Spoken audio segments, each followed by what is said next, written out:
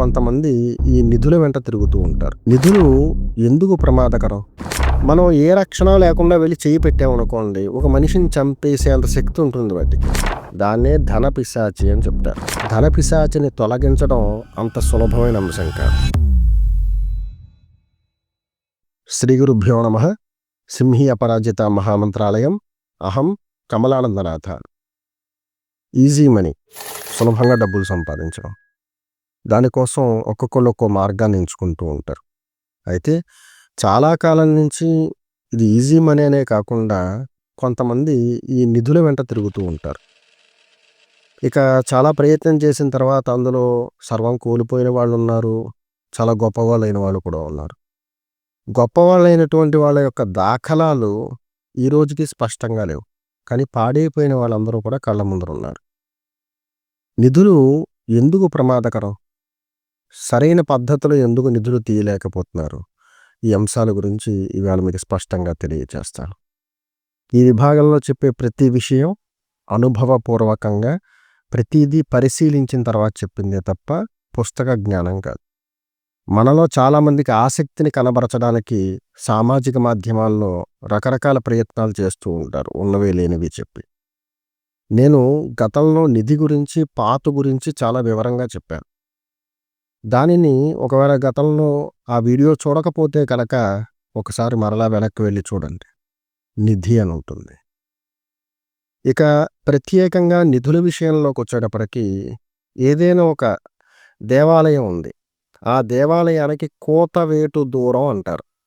గతంలో దేవాలయాలన్నీ కూడా కొండల మీదే ఉండేవి. అక్కడి నుంచి మనం గట్టిగా అరిస్తే ఎంత దూరం వరకు వినిపిస్తుందో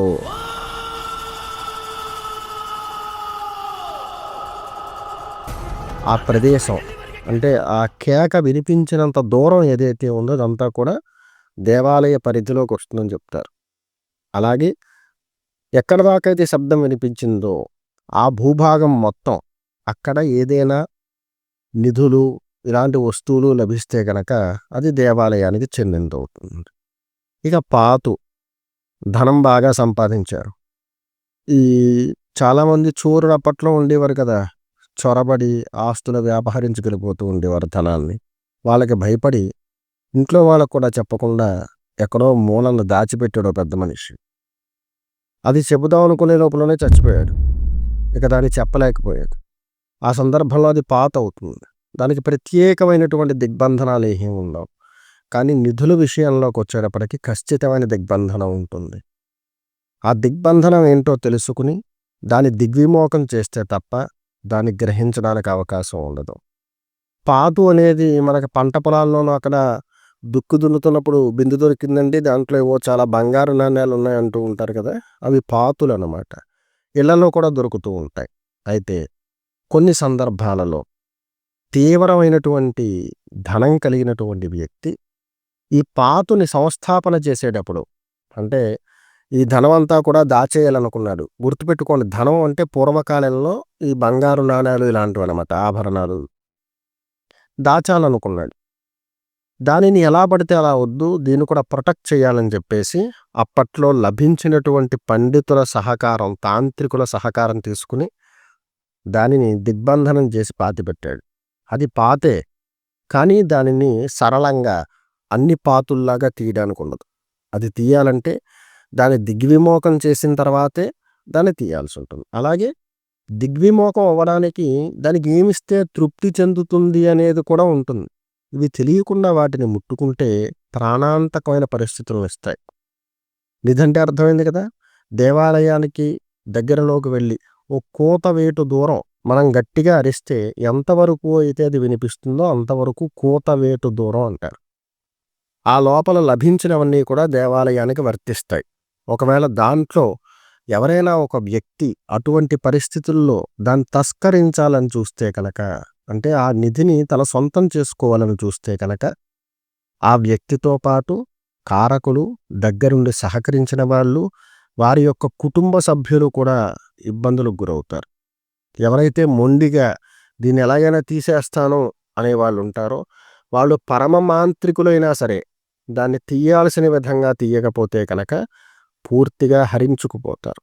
అందుచేతనే నిధుల విషయంలో చాలా జాగ్రత్తగా ఉండాలి. చాలామంది పాతల జోలికి వెళుతూ ఉంటారు. ఇందులో కొన్నిటికి మాత్రమే దిగ్బంధనాలుంటాయి. అన్నిటికీ ఉండవు. అలా లేనివి స్వతసిద్ధంగా తీసేసుకున్న, మిషన్ పెట్టి తవ్వించేసినా ఇబ్బందేమీ ఉండదు. ఇదొక్కటే దృష్టిలో పెట్టుకోండి. ఇటు ఈ 2 అయ్యాయి కదా! ఇంకో ముఖ్యమైనదుంది. ఒక పాతు. ఆ పాతుని ఒక వ్యక్తి దీనిని నేను అప్పచెప్తే తప్ప నా కుటుంబ సభ్యులు కూడా తీసుకోకూడదు. దీన్ని చాలా సెక్యూర్డ్‌గా ఉంచాలని చెప్పేసి మంచి దిగ్బంధనంతో దాన్ని దాచిపెట్టాడు.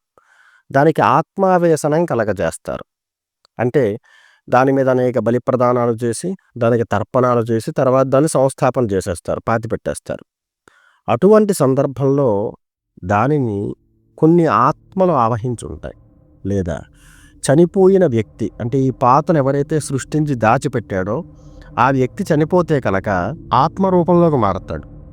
ఈ ఆత్మ గుర్తుపెట్టుకోండి, ఆత్మకి స్త్రీలింగం, పుల్లింగం ఉదహరించడానికి తప్ప లక్షణాలలో పెద్ద తేడా ఏముండదు. పిశాచులు వీటిల్లో స్త్రీలింగాలు ఉంటాయి, పుల్లింగాలు ఉంటాయి. పిశాచం అనేది గణం కాబట్టి వీరు ఆ రూపంలోకి మారి ఆ పాతుని సంరక్షించుకుంటూ ఉంటారు, ఎవరు అనుభవించకూడదని చెప్పేసి. అయితే వాళ్ళు ఎవరికైతే అప్పచెప్పేటువంటి సమయం వస్తుందో ఆ సమయంలో వాళ్ళకు హింట్ ఇస్తారన్నమాట ఆ తరం వాళ్ళకి. లేదా మరుసటి తరమే తీసుకోవడానికి వాళ్ళకి అంగీకారం అయితే కనుక వాళ్ళని పూర్తిగా బలహీనపరిచేస్తారు. ఎందుకంటే అప్పుడైనా దీని అవసరం వస్తుందని చెప్పేసి. ఎవరో ఒకళ్ళు చెప్తారు, నువ్వు మంచి వాతావరణంలోనే ఉండేవాడివి కదా, ఇలా బలహీన పడిపోవడానికి బహుశా నీ ఇంట్లో ఏదైనా ఉందేమో అని అనుమానం వెల్లడిస్తే దానికి తగ్గట్టుగా ఈ వ్యక్తి ప్రయత్నం చేస్తే ఈ సంపద అంతా కూడా వాళ్ళకి చెందుతుందని చెప్పేసి వాళ్ళని ఇంకా బలహీనపరుస్తారు.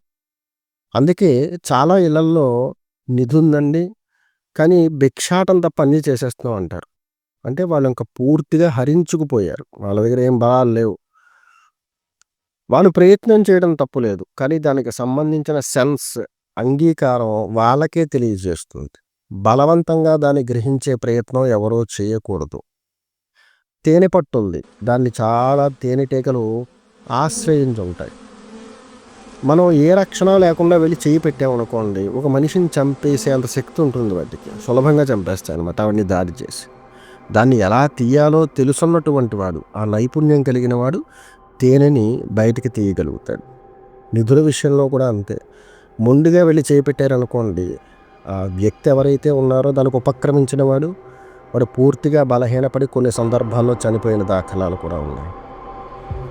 ఏ తరానికైతే అప్పగించాలని ఆ ప్రేతం భావిస్తోందో ఆ తరం వచ్చిన తర్వాత వాళ్ళకి కొన్ని హింట్స్ ఇవ్వడం జరుగుతుంది.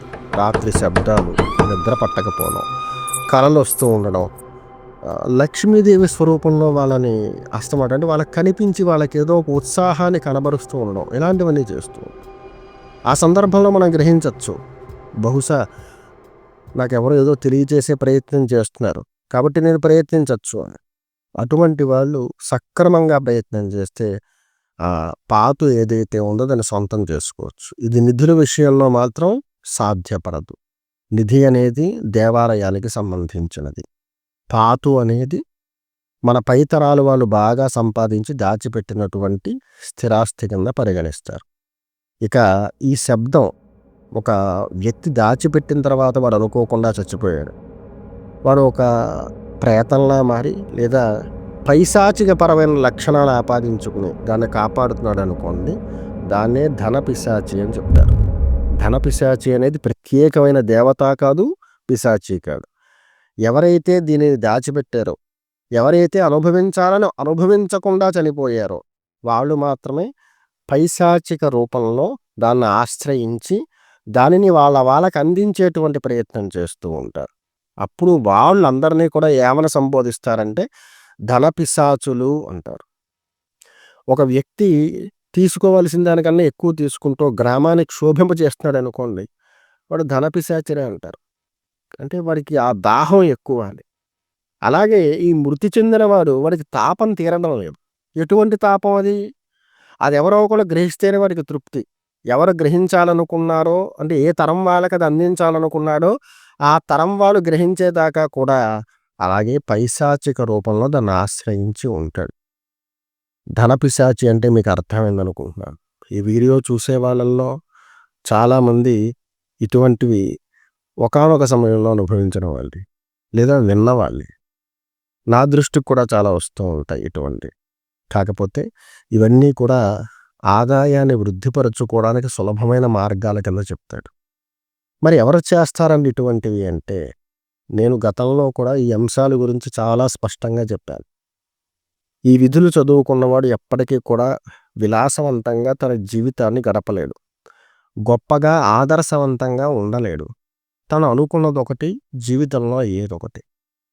ఇటువంటివి పొదుగు కోసి పాలు తాగడం అంటారు. సక్రమంగా ధన సముపార్జన చేయడం కాదిది. ఏదో రూపంలో సులభంగా ధనాన్ని గ్రహించాలని. ఒక వ్యక్తి చిన్నతనం నుంచి చాలా దారిద్ర్యమైన అవస్థ అంతా అనుభవించాడు. వాడికి జ్ఞానం వచ్చింది.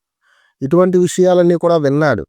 అప్పుడు అటువంటి వాడికి అనిపిస్తుంది, చిన్నప్పటి నుంచి ఇంత దారిద్ర్యంలో ఉన్నాను కదా, బయటికి రావాలి. ఇటువంటి విద్యలు నేర్చుకుంటే సులభంగా 2 పాయింట్లు తీస్తే సరిపోతుంది కదా, లైఫ్ సెట్ అయిపోతుంది అనుకుంటాడు. అప్పుడు వాడి ఆలోచన అటువైపే వెంపర్లాడుతూ ఉంటుంది. సులభంగా వచ్చేస్తుంది. మహా అయితే వారం రోజులు కష్టపడితే తవ్వేయచ్చు. వచ్చిన దాంట్లో సుమారుగా సగం సగం వాటా ఇస్తారు. దీంతో స్థిరపడిపోవచ్చు అనుకుంటారు. ఆ ప్రయత్నం చెయ్యొద్దు అని నేను చెప్పట్లేదు. చేయడం సక్రమంగా చెయ్యాలి. ఎవరు చేస్తే అవుతుందో వాళ్ళ ద్వారానే చెయ్యాలి తప్ప ఎలా పడితే అలా చేయడం వల్ల ఈ రకమైనటువంటి ధనం కానీ సంపద కానీ మనకి లభించదు. విభాగం తరపున ఇలా సులభంగా ఒక మనిషి వారం రోజుల్లో ఎదిగిపోవడం, 15 రోజుల్లో మంత్రసిద్ధులు, ఇటువంటివి అసలు ఆ పదాన్ని నిషేధించడం జరిగింది. ఎందుకంటే కలిలో సాధ్యపడే అంశాలు కాదు. సరే, మనకు తెలిసిన వాళ్ళు ఎవరో తవ్వుకున్నారు, వాళ్ళకి ఏదో వచ్చింది, వాళ్ళు 3 అంతస్తులు బిల్డింగ్ కట్టారు, బాగానే ఉన్నారు అంటున్నారు కదా. అది పాతులు. నిధులు జోలికి వెళ్ళి ఎటూ కాకుండా అయిపోయిన వాళ్ళ చరిత్ర అంతా కూడా నేను దగ్గరుండి చూశాను. వాళ్ళు ఎటువంటి పరిస్థితుల్లో ఉండేవారు, ఏ స్థాయికి వచ్చేసారని. కాబట్టి ప్రయత్నం తప్పు అంటలేదు. ప్రయత్నం ఎలా చేయాలో అలా చేయాలి. అలా చేస్తేనే మనం చేసినటువంటి ప్రయత్నాలకు అర్థం ఉంటుంది. ధనపిశాచి అంటే ఎవరైతే మోహంతో ధనాన్ని దాచిపెట్టి వాళ్ళు ఎవరికి అందజేయకుండా చనిపోయి తర్వాత దాని మీద ఉన్న మోహంతో దాన్నే ఆశ్రయించి ఉన్నవాళ్ళు ఉంటారో, వాళ్ళు స్త్రీ రూపంలోనూ పురుష రూపంలోనూ కొన్ని శబ్దాలు చేస్తూ పై తరాల వాళ్ళకి ఏదైతే తరం నడుస్తుందో వాళ్ళకి తెలియజేసే ప్రయత్నం చేస్తారు. అది కూడా ఎప్పుడు వాళ్ళకి నచ్చిన తరం వచ్చినప్పుడు మాత్రమే తెలియజేసే ప్రయత్నం చేస్తారు. మీరు కూడా ఇటువంటివి విని ఉంటే కనుక వాళ్ళకు కూడా ఈ మంచి మాటలు చెప్పండి. ధనపిశాచిని తొలగించడం అంత సులభమైన అంశం కాదు, తీవ్రమైంది. కనీసం 3 తాంత్రిక పరమైన మంత్రగాళ్ళు ప్రత్యేకంగా ఈ విధులకు సంబంధించినటువంటి అభ్యాసం చేసిన వాళ్ళు, తీవ్రంగా ప్రేరణ చేయగలిగిన వాళ్ళు, ఏదైనా శక్తిని నిరోధించగలిగేటువంటి సామర్థ్యం కలిగిన వాళ్ళు లభిస్తేనే దాని జోలికి వెళ్ళాలి. ఇప్పుడు సందేహం రావచ్చు, ఈ నిధులు పాత్రలు ఇవన్నీ అంటున్నారు కదా, అసలు ఎటువంటి మంత్రాలను ఉపయోగించి నిధులు తీస్తారు? మంత్రశాస్త్రంలో 2 విధులు ప్రధానంగా నిధులు తీయడానికి చెప్పబడ్డాయి. నిధులు కావచ్చు, పాతులు కావచ్చు. మనకు సులభంగా అర్థమవుతుంది, నిధి అనే పదాన్ని ఎక్కువగా వాడుతున్నాను. అది ఒకటి కాళీ. కాళీ ప్రోక్తంలో సుమారుగా 12 విధులు ఉన్నాయి ఈ నిధులకు సంబంధించింది. భూగర్భానికి సంబంధించినటువంటి, ఇప్పుడు మనం ఏదైనా ఒక పరికరాన్ని పెట్టి శోధన చేస్తూ ఉంటాం కదా, ఆ పరికరం అవసరం లేకుండా స్కాన్ చేయగలిగేటువంటి కెపాసిటీ కలిగిన వాళ్ళు, అవి 12 విధులు ఉంటాయి. కానీ ఏ శ్రీక్రమ పూర్ణ దీక్షితుడు కూడా ఈ స్కానింగ్ చేయరు. ఇది ఒకటి గుర్తుపెట్టుకోండి. కేవలం ఆ విధిని అలా చెప్పుకున్నవాడు మాత్రమే, స్పెషలైజేషన్ అంటారు కదా, అలా చదువుకున్నవాడు మాత్రమే స్కాన్ చేయగలుగుతాడు. ఇది కర్ణపిశాచిని విద్య ఉంది కదా, ఒక మనిషిని వాడిలోకి మనం ప్రవేశించి, అంటే వాడి ఆలోచన విధానాన్ని మనం హ్యాక్ చేసేసి వాడి గురించి చెప్తున్నాను చూసారా, వాడిలోకి ప్రవేశించేస్తున్నాం. ఆ విషయాలన్నీ తెలుసుకుని మనం బహిర్గతం చేస్తున్నాం. ఇలాగా ఎంత లోతుకైనా వెళ్ళి శోధన చేయగలిగేటువంటి విధులు ఉంటాయి. ఇవి ఎక్కువగా ఎవరు ప్రాక్టీస్ చేస్తారంటే కేవలం కేరళ వైపు వాళ్ళకి దీని పట్ల చాలా ఆసక్తి ఎక్కువ. త్వరితంగా వృద్ధవ్వాలనుకుంటారు, సులభంగా డబ్బులు సంపాదించాలనుకుంటారు. అలాగే సాధన కూడా అఘోర సాధన అంటారు కదా, తీవ్రతరమైనటువంటి సాధన, దాన్ని అసురీ సాధన అని కూడా అంటూ ఉంటారు. అటువంటి సాధనా క్రమాలు చేసిన వాళ్ళు అన్నమాట. అందుచేతనే చాలా చోట్ల ఎక్కడైనా నిధి ఉందని ఎవరైనా వాళ్ళు వీళ్ళు చెబుతూ ఉంటే వీళ్ళ ఆలోచన ముందు కేరళ మీద ఉంటుంది. కేరళ నుంచి గురువుగారిని తీసుకొస్తే చూసి చెప్తారు బాగా అంటారు. సరే నిజమే. కానీ అక్కడ వృద్ధైన ప్రతి ఒక్కళ్ళు దీన్ని స్కాన్ చేసి పర్ఫెక్ట్‌గా చెప్పగలుగుతారని కాదు. అవతల వ్యక్తి ఎవరో తెలుసుకోకుండా మనం వాళ్ళకి డబ్బులు ఆఫర్ చేయడం గానీ, తీసుకొచ్చి ఇక్కడ ప్రోగ్రామ్స్ చేయడం గానీ, వాటి వల్ల ఉపయోగం ఉండదు.